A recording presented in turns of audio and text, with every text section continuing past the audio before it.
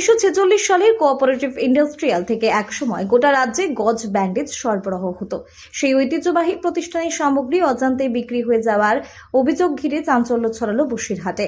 দোষীদের শাস্তির দাবিতে অবস্থান বিক্ষোভে বসলেন কোঅপারেটিভের সদস্যরা। উত্তর চব্বিশ পরগনার বসিরহাট পৌরসভার 9 নম্বর ওয়ার্ডে 1946 সালে তৈরি হয়েছিল Basirhat cooperative industrial union limited. একসময় এই প্রতিষ্ঠান থেকে গোটা পশ্চিমবঙ্গের বিভিন্ন হাসপাতালে গজ ব্যান্ডেজ সরবরাহ করা হতো। পাশাপাশি উচ্চমানের শাড়ি, গামছা, বিছানার কভার, ধুতি সহ বিভিন্ন সামগ্রী তৈরি হতো এখানে। বহু শ্রমিক এবং পরিবারের জীবিকা নির্ভর করত এই শিল্প প্রতিষ্ঠানকে ঘিরে। অভিযোগ, সম্প্রতি রাজনৈতিক প্রভাব খাটিয়ে এই কোঅপারেটিভের অফিস এবং জমি বিক্রির চক্রান্ত করা হচ্ছে।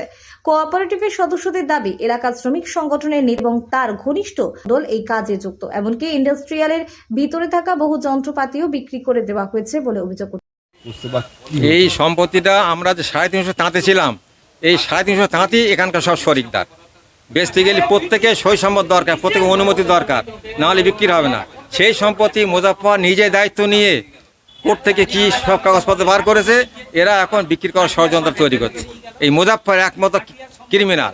এই শালা শয়তানকে যেন সারা যাবজ্জীবন জেল হয়, আমরা তার প্রার্থনা করি।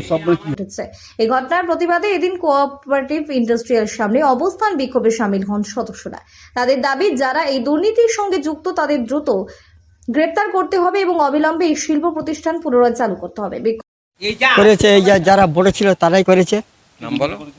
যা ছিল যত 100-200 মতন ফ্যান ছিল, চেয়ার, টেবিল, আলমারি কিচ্ছু নেই, পেন্ডিং ছিল। বড় টেবিল, বড় একটা কাঠের বাক্স ছিল, সব তছনছ করেছে। মুজাফফর যেটা বলেছে সেইটাই ওরা করেছে। আর তার ছিল, ড্রাম ছিল, সব শেষ। আর যা টাকা আছে সব ওরা বোর্ডের লোক সব ভাগযোগ করে নিয়েছে। ওই মুজাফফর এখন পিয়ন ছিল, সেই পিয়ন চেয়ার টেবিলই আমরা এখানে কাজ করতাম।